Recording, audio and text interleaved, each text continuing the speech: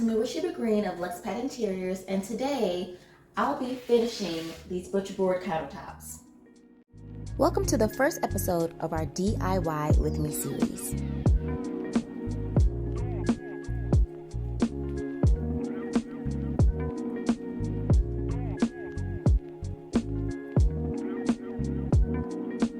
Before you start this project, you'll want to gather your materials.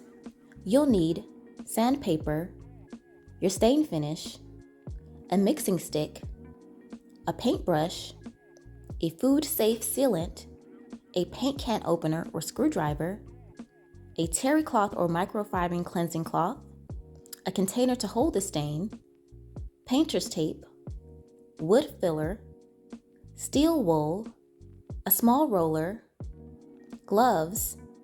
You can also wear a mask for this project, and don't forget to wear work clothes that you don't mind getting dirty. It's also helpful to have paper towels around. You can find the materials needed for this project in the description below. So before I get started, I want to make sure I have proper ventilation, so I'm going to open this window. Also, you'll see behind me, I have the area around my countertop protected. I'm also going to finish off and add some additional protection on my cabinetry below. And you just want to get right under, as close as possible to the line. If you could, take some time, maybe a few days prior or the day before, to do a sample of how many coats you're going to do. I've actually done a few samples of how I want my countertop to look. And on this side, you can see I have labeled how many coats and coats of what. So actually, I've decided for this countertop to use two different finishes for a custom finish. I will be using ebony as the base, and then I'll be adding a coat of espresso to the top in an effort to try to get very close to my base cabinet finish. So before we do any staining, first we have to sand our countertops. Today I will be using a 400 grit sandpaper. You can also do a 240 or higher. I'm going to be using this extra fine one because I want my countertops to be extra smooth. Before we even sand, you want to use a wood filler. Look throughout your countertops, see if there's any spacing, if there's any holes, if you have any seams. You want to fill it with this wood filler and let it dry before staining. I have already used this wood filler to fill in any gaps in my countertops, so now I'm going to go ahead and sand.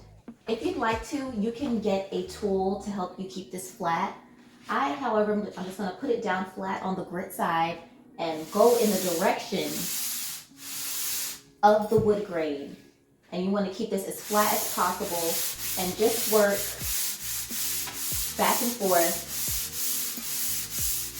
to sand the countertop. If you see any rifts or any spaces that need some special attention, any water stains, you want to give those areas some extra attention, but really it's just a back and forth motion. For the edge of your countertops, you're going to want to go flat. And for me, I want a slight bevel on my edge. So I'm going flat, and I'm just going to use my thumb to kind of round this off so that I have a slight bevel. And I'm going to do the same thing, flat, and then I'm going to use kind of like my pinky here to do the same at the bottom. On the corner here, actually see that some of the wood has actually kind of chipped, so I'm going to just smooth that out. I'm using gloves, but after I'm done, I'm going to just use my hand to check and make sure that it's smooth. After you dust, because that was pretty nasty. After you've sanded, you want to use a cleansing cloth, a clean cloth, either terry cloth or this is a microfiber, to just wipe the dust off of the counters. And you want to make sure that you're dust free before moving on to staining. So now that I have my countertops completely sanded and I've dusted, I'm ready to move on to staining.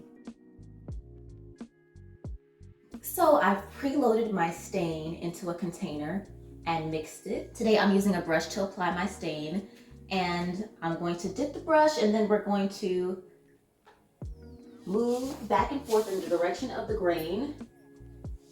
And you want to move very quickly. You want to move quickly, and you want to dry the brush off on the material. Moving forward. Ooh. Got a splash here. Now this is why it's good to keep paper towels around. I'm gonna wipe that off very soon so it does not stain my wall.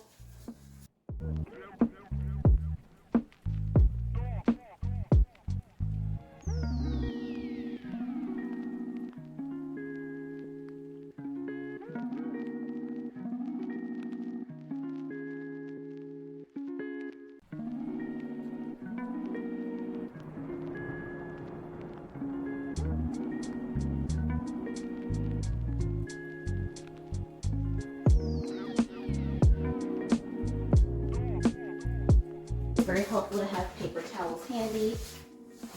Wow. But in this case, it did not work.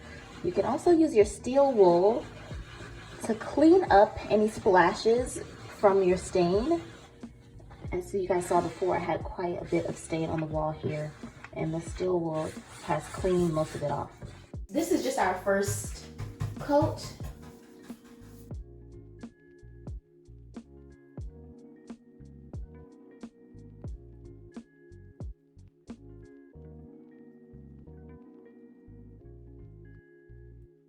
Here's our first coat of stain.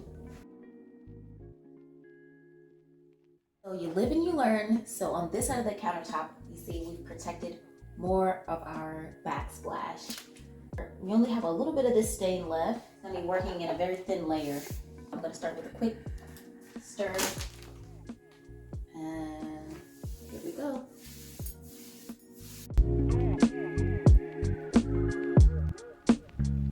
Like I said, you want to be wearing clothes that you don't mind getting dirty, because you will.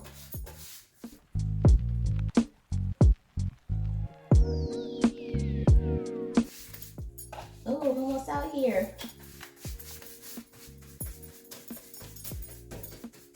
I literally just ran out of stain. Oh.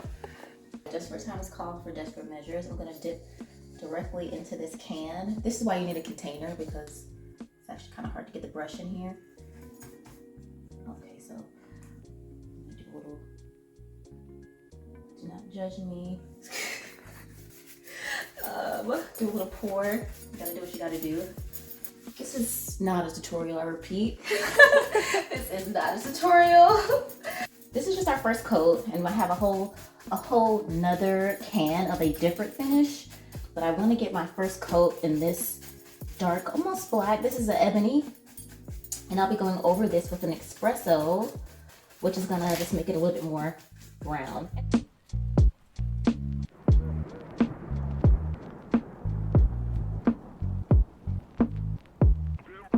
We finished our first can of ebony just in time, and stick with us for the second coat. See how it turns out.